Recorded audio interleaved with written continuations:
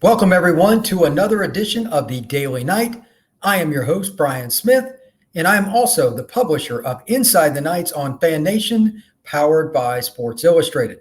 Today's edition is a preview of the big game with Thomas Castellanos, UCF's quarterback commitment, going up against a team that won the 5A state championship in Georgia last year, the Warner Robins Demons.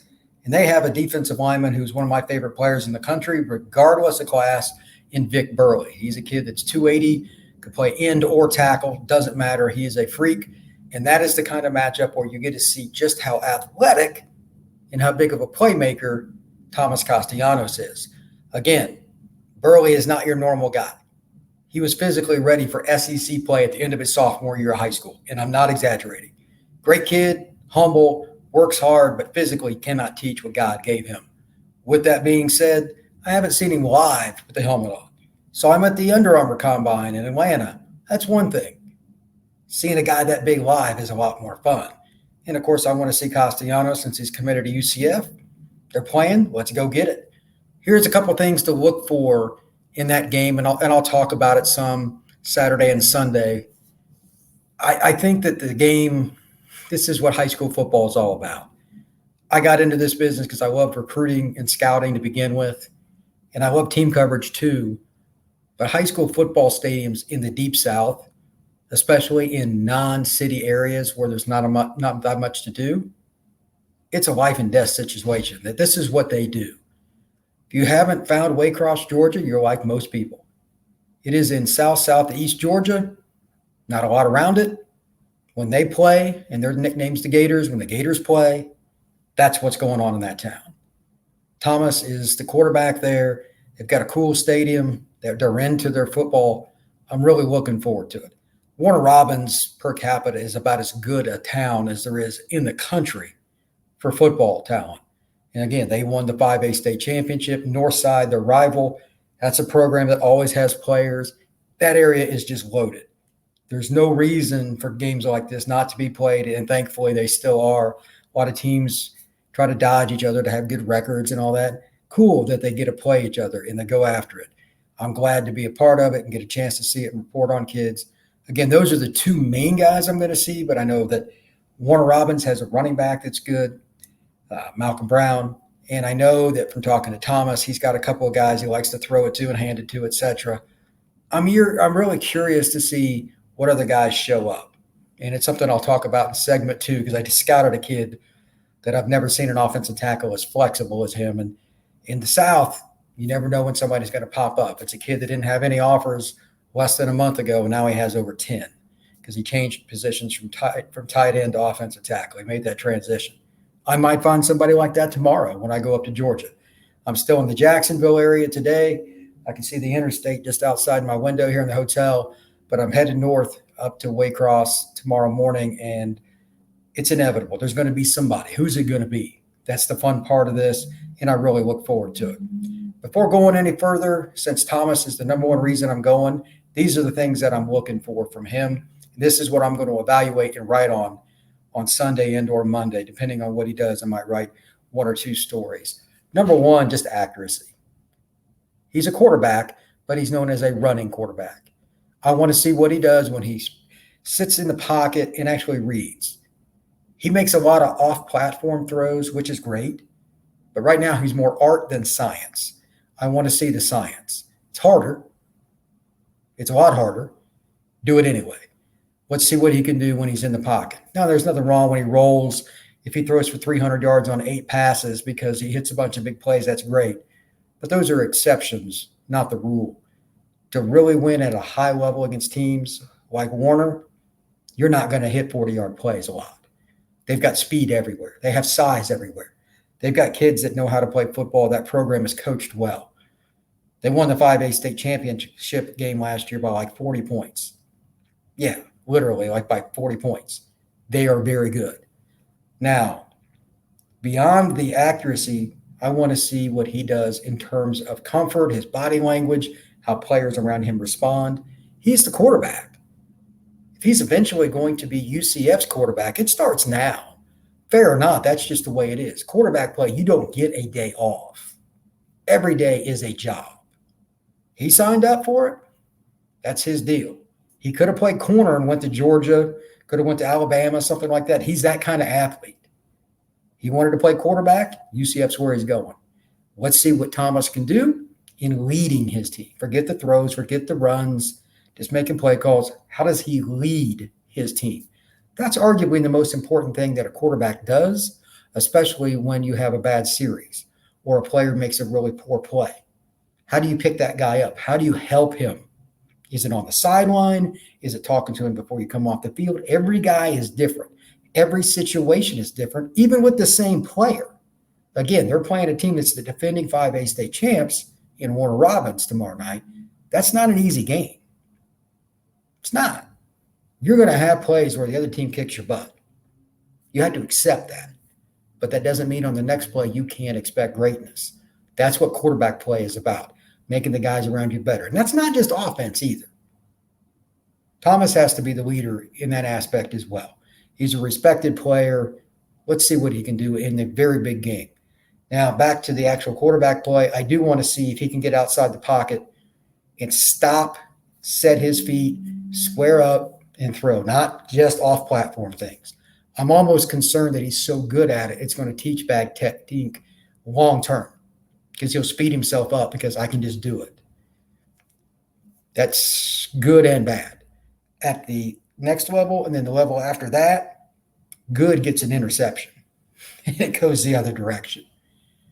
Throw a good pass against Ahmad Gardner. Throw a good pass against even an average corner at the college level. It's going the other direction. Off-platform throws will get you in trouble more often than not. Thomas is great at them, but he's doing it at the high school level in the state of Georgia, not at the Big 12 level, which is what he will eventually play in for UCF. Can he get his shoulders around, set his feet, fire the football with technique, the way it's traditionally supposed to be done, even if he has somebody coming at it? It is the unwritten rule. Quarterback play is based on the one play that no quarterback coach likes, but you got to do it anyway. Guy's going to hit you. You got to follow through anyway. It sucks. It sucks. You're going to get drilled. Do it anyway. Have to hit the play. Now, with that, still need to see him run. He'll do some quarterback draw. He'll probably run speed option or different things. We're talking about a guy that can play corner in the SEC. That's the kind of gifts he has physically. I definitely want to see him do that, but I already know he can. I've seen him play 7-on-7 several times, and I've seen his film from his junior year. He's a freak. That's fine. Quarterback play is still about here up, shoulder to the top of your head. If you're going to be good, you have to make your decisions there. Here's the question to end segment number 1. Can Thomas Castellanos and his offense be consistent against a team that I know has a lot of defensive talent and is a power football team in general with the way they run the ball? Vic Burley plays tight end for them, and it's ridiculous. He's 280 playing tight end. So it's like an extra offensive tackle. Can they play with them in that sense where they're not just going to rely on Thomas or throwing deep balls or whatever, be consistent in him making checks, making decisions? It's important, along with the leadership, that he can show that. Read a defense, just make simple plays. It's not like Warner Robins is going to run the Bears defense from 1985. It's not going to be that complex. With that said, just think about that. What could he do if he's that kind of player early on in his career? Segment 2. UCF has a lot of players coming in that are really good athletes like this that are multifaceted. They have another young man from Southeast Georgia, a receiver that Thomas is going to be thrown to in that mold. I went and saw Grant Stevens this morning. He's from the Jacksonville area, flex tight end, etc. I've seen a lot of these kinds of kids that are just all over the South now, and it's a good sign that UCF is understanding we're taking players. Here's where we think they're going to play, but they have versatility. And that leads me into this, and I don't know if UCF is going to be involved or not. I'm writing an article. It's going to go on SI All-American, John Garcia's site. But I just went and saw a young man over at Creekside High School that is a very talented player. Now, every football team has a couple of kids that you just look at and say, well, he looks like he's the real deal, but he may or may not be. It's kind of funny because there's only so many guys that have that twitch to go with the length. They have the desire. They work out. They listen to their coaches. They do everything.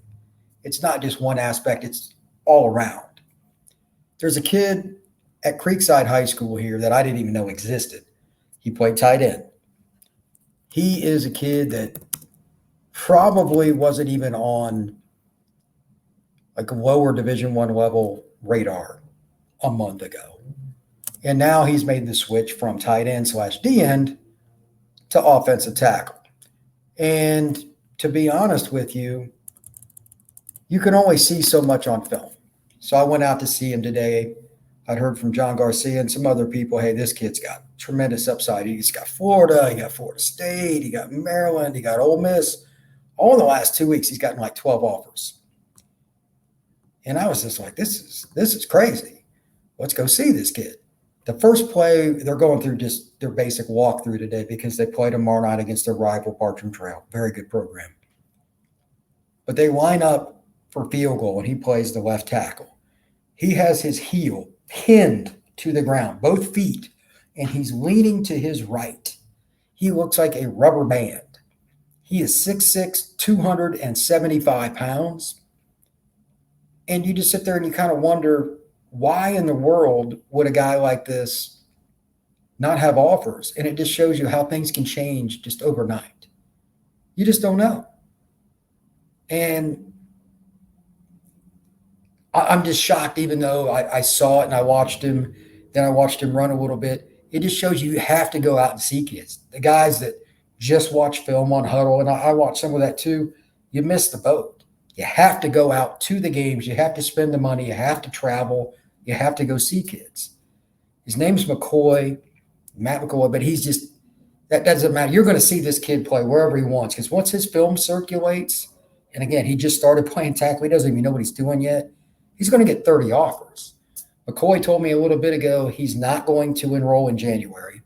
He's going to visit Ole Miss and Florida this year. Then he's probably going to visit Maryland, I'm guessing, in January. Could be another time. He doesn't have a definitive date, and he'll have 2 more dates available. Florida State's offered, et cetera, et cetera. I expect UCF and several other schools to offer. But again, 6'6", 275. And here's the biggest thing with him athletically. They were doing a huddle, and again, he's played some tight end. They call the play, and then he turns to his left and sprints like a kid that's 180 pounds out to wide receiver and is running a play. Now, he's 275. He's as light on his feet as any guy I can ever remember scouting and been doing it for a very long time. I'm just like, what are we looking at here? This is incredible. I talked to him afterwards and interview him, and it's just a good story to see somebody who's getting all this attention all of a sudden. All these guys calling him. Florida State was there yesterday. Dan Mullen from Florida really wants him. He's texting him constantly, et cetera. He's going up to see Lane Kiffin and Ole Miss next weekend. We're talking about a national recruit just out of blue. He didn't have anybody. On September 1st. 0. No interest. Nobody had a clue who he was. Great story. And this is the kind of stuff that I live for recruiting.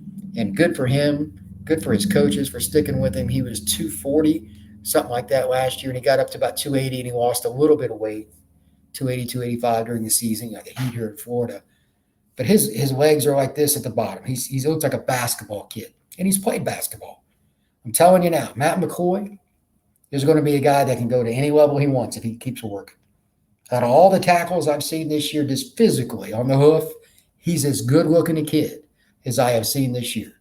Any state, any player, going to Alabama, going to Clemson, going anywhere. He doesn't know what he's doing yet. He hasn't learned anything about tackle. He'll tell you that. But you can't teach the trees that he has for arms. You can't teach his desire. Like I watched him in practice, how hard he played. And it was just a walkthrough, sprint.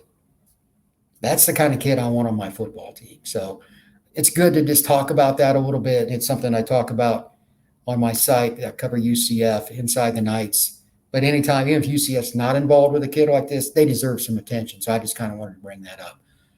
Last thing, on Saturday, I'm going to have my Game Day Central with all the stuff for UCF versus Cincinnati, and I'll have a couple more previews. I got a couple more things I'm kind of working on based on matchups. Is there anything different here that we need to see before the game on Saturday at noon? I think it's going to be a really interesting game because UCF has to try to do some things to keep up with Cincinnati, the new quarterback and stuff. What does Gus Malzahn come up with? Everybody have a great night. Take care.